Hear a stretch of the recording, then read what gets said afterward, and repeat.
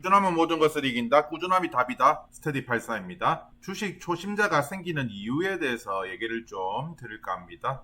국어사전에서 초심자란 1번 어떤 일을 처음 배우는 사람, 2번 어떤 일에 익숙하지 않은 사람이라고 합니다. 아마추어죠. 나무위키에서 초심자 행운에 대해서 검색을 해보니까요. 어떤 분야에 막 입문한 초보자가 일반적인 확률 이상의 성공을 거두거나 심지어 그 분야의 전문가를 상대로 승리하기도 하는 기묘한 행운을 일컫는 말입니다. 도박이나 스포츠, 주식 등에서 입문자에게 따른 행운에 관하여 많이 쓰이는 말입니다. 그래서 초심자 행운들이 그러면 언제 많이 들어오느냐? 2020년 3월입니다. 코로나에도 서점가에 불어닥친 부자되기 열풍 하면서 이제 서점가에 재테크 책들이 쏟아져 나옵니다. 보통 이렇게 재테크 책들이 쏟아져 나온다고 하면 인간지표 투자법을 참고하시는 분들 입장에서는 이제 몇 달 지나면 최고점이겠다 라고 합니다. 왜? 그만큼 책 저자들이나 출판사에서는 사람들의 수요가 많을 거라 생각하니까 책을 찍어내기도 합니다. 그리고 많은 사람들이 책을 내죠. 왜? 책으로 돈을 벌기 위해서 그렇죠. 지금처럼 재테크에 관심이 없거나 주식이 조금 꺾인 상황에서 재테크 책을 누가 내려고 하겠습니까? 서점가에서 책을 안 내려고 하겠죠. 근데 이런 책들이 나온다라는 것은 향후에 몇 달 뒤에는 어느 정도 고점에 찍힐 것 같다라는, 물론 그냥 확증이 아니라 예상인 겁니다. 어느 순간 인간지표 투자로 고점이 될 수 있다라는 생각으로 이런 것도 분석하는 분들도 있습니다. 어쨌든 간에 서점가에 재테크 책들이 많이 나오고 사람들이 재테크에 관심이 많으니까 주식이나 부동산에 투자를 하고 또 그런 사람들을 위해서 돈을 벌기 위해서 사람들이 책을 내기도 합니다. 초심자 행운은 언제 나올까? 초심자 행운이 에코프로 기준으로 분을 했죠. 779원대 이럴 때 투자를 하겠습니까? 아니면 올라갈 부근에 투자하겠습니까? 대부분이 보면 이 올라갈 부근에 투자를 합니다. 왜? 주위에서 인사말로 너 에코프로 샀어? 2차전지 샀어? 그리고 커뮤니티를 가보면 이 에코프로나 2차전지를 샀다고 수익 인증을 많이 합니다. 그럼 되게 초심자의 행운 나는 없었는데 라는 사람들은 보면 이렇게 뭐 대세 상승장이 아니라 그냥 우연한 계기로 나도 그럼 주식 투자를 해보자는 사람들은 초심자 행운이 없을 수 있는데, 이 초심자 행운이 있는 사람들이 언제냐면 평소에는 주식이 위험하다고 투자를 잘 안 하려고 해요. 근데 주위에서 너도 나도 주식 한다고 주식을 얼마 벌었고 하니까 이제 이런 분들이 들어오면 초심자 행운이 생길 가능성이 높습니다. 이게 지수가 좋을 수도 있고요. 아니면 어떤 섹터가 좋을 수도 있습니다. 그래서 이 초심자 행운이 생기는 건 커뮤니티 같은 데서 인증이 막 올라옵니다. 그것도 한두 명이 아니라 엄청나게 많은 사람들이 올라와요. 나 얼마 벌었어. 이 종목 사고 이 섹터 사서 얼마 벌었어 라고 하면서 커뮤니티에 이런 글들이 올라오고요. 그리고 블로그나 역시 SNS, 네이버 등등에서 플랫폼 같은 데서도 엔비디아 너 샀어? 아빠 왜 엔비디아 안 샀어? 엄마 왜 엔비디아 안 샀어? 아들 엔비디아 뭐하는 회사야? 엄마랑 샀어? 등등 같은 짤들도 많이 올라옵니다. 그리고 초심자 행운이 생기는 이유는 유튜버들, 제가 유튜버들 말 듣지 말래 했죠. 제 영상 올린 거 보세요. 유튜버들은 결국엔 조회수 팔입니다. 조회수 팔이들은 어떻게 해야 됩니까? 잘 가는 섹터, 그리고 지금 사람들이 관심이 많은 섹터, 그리고 투자 많이 하는 섹터에다 올려야죠. 왜? 소외주나 못 가는 종목 올리면 조회수도 안 나오는데, 저처럼 재미없는 노잼들은 소외주 올리지만 저 같은 유튜브를 안 보는 이유가 노잼이니까, 소외주를 올렸으니까 안 보지만 이렇게 조회수 팔이하려는 잘 가는 것들 혹은 어떤 섹터에 대해서 올립니다. 유튜버들 입장에서는요. 그러다 보니까 사람들은 또 그걸 검색을 하게 되죠. 역시 언론도 뭡니까? 조회수 팔입니다. 사람들이 많이 봐야죠. 그래 광고가 많이 들어오지 않습니까?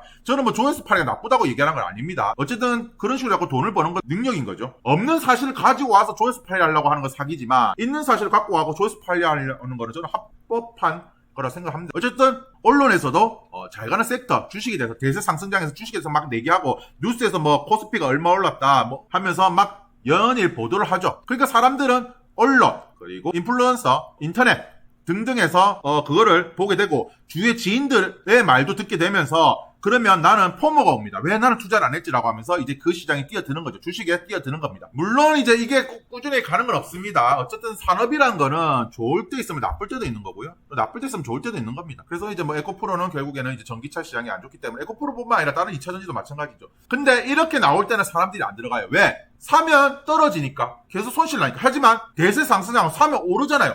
물론 언젠가는 폭락이 오겠지라고 생각하면서 내가 제발 마지막 폭탄 돌리게 되지 말자라는 생각으로 투자를 하지만 어쨌든 사고 나면 자고 나면 오르니까, 그래서 사람들이 달리는 말에 투자하는 거고 떨어지는 칼날은 잡지 말라는 것이, 잡았는데 그게 지하수인 줄 알았는데 알고 보니까 지구의 해까지 떨어지는 거잖아요. 그래서 바닥을 모르기 때문에 에코프로가 뭐 이런 기사가 나오면 안 들어갑니다. 위험해서 무서워서 안 들어가죠. 근데 잘 간다 강풍일 때는 들어갑니다. 그래서 초심자 행운이 생기는 거예요. 그래서 메타도 이때는 사람들이 좋다 하지만 떨어질 때 누가 들어갈랍니까? 엔비디아도 2022년 주구창창 떨어질 때 1년 가까이 떨어질 때 사람들은 개잡줄하지만 오를 때는 갓비디아라면서 들어갑니다. 초심자 행운들은 요 고점에서 대부분 들어가는 사람이 없어요. 요 고점에 들어갈 확률은 거의 희박합니다. 요 고점에 들어갈 확률은 내가 바닥을 알고 들어가는 확률과 똑같습니다. 내가 떨어지는데 우연히 들어가는데 그게 바닥일 확률과 올라간데 이게 최고점의 확률 거의 비슷하다고 저는 보고요. 결국 사람들은 떨어질 때는 안 산다. 왜? 내가 사는데 계속 떨어지니까. 그리고 오르는 거는 내가 폭탄 돌리가 내가 마지막에 안 될 거란 생각으로 사니까. 그리고 매수세가 점점 유입되잖아. 왜? 유튜브에도 얘기하고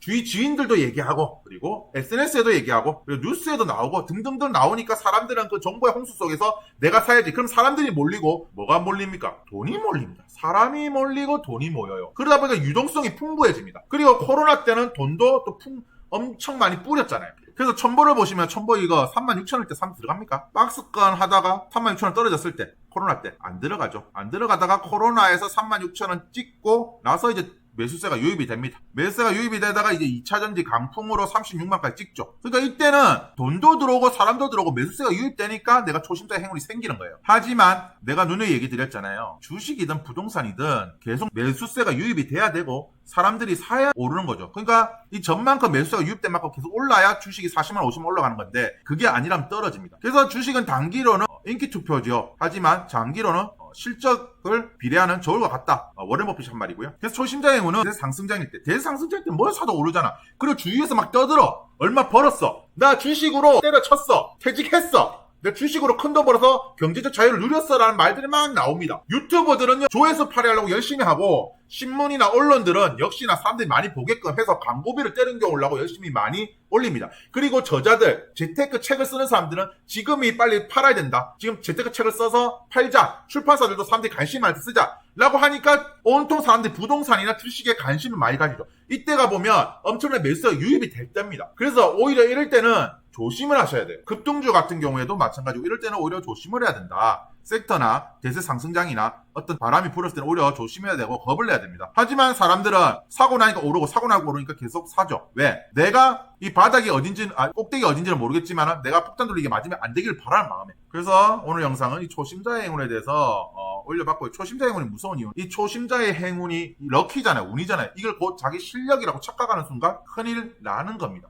그래서 보통 주식에 대해서 관심이 없던 예적금만 하던 분들, 나는 주식 안 해라는 분들이 대거 이 주식시장이 들어올 때가 보면 고점 타이밍이라고 보시면 돼요. 물론 그 고점이 언제까지 갈지는 모릅니다. 2023년에서 결국에는 한 1년 정도 좀 못돼서 떨어졌잖아요. 그리고 2024년 완전히 지금 나락갔죠. 그래서 이런 부분, 초심자 행운이 왜 생기고 왜 조심해야 되는지에 대해서 영상을 좀 올려봤습니다. 그래서 이 초심자 행운은 이런 작가들, 출판사의 힘도 작용하고요. 그리고 커뮤니티도 역시 작용을 하고요. 주위 사람들도 작용을 하고요. 그리고 블로그, 그리고 유튜브의 애들도 조회수 팔이 하기 위해서 올리고 그리고 인플루언서들도 역시 얘기를 한다. 그래서 사람들이 대거 들어온다. 그래서 거래량이라든지 돈들이 몰린다. 그래서 내가 잘하는 게 아니라 진짜 운이 작용하는 거고 주식은 결국엔 거래량이나 돈이 몰려야 되는 거잖아요. 그렇기 때문에 내 실력이 아니다. 운이 좋았다라는 생각을 가지면서 그걸 투자를 하시면 될 것 같습니다. 인간지표 투자하는 분들은 어떤 유튜브의 영상들, 어떤 그런 특정 종목들이 영상들이 많이 올라오는지, 그러니까 주식 책들이 본물처럼 서점에 나오는지, 그리고 어떤 그런 유튜버들이 많이 나오는지, 2020년대 진짜 주식 유튜브라는 사람도 엄청 많이 나왔잖아요. 그 중에 지금까지 살아남은 사람은 몇 명 안 되잖아요. 그런 것처럼 그런 걸 보고 또 인간지표로 분석하고 투자하는 분들도 있습니다. 물론 저도 네이버 카페 같은 데 가서 그 특정 종목들이 얼마나 올라오고 얼마나 수익 인증을 하는지를 보고 또 투자의 관점으로 보기도 합니다. 네, 제 영상이 유익하셨다면 구독과 좋아요 부탁드리겠습니다. 감사합니다.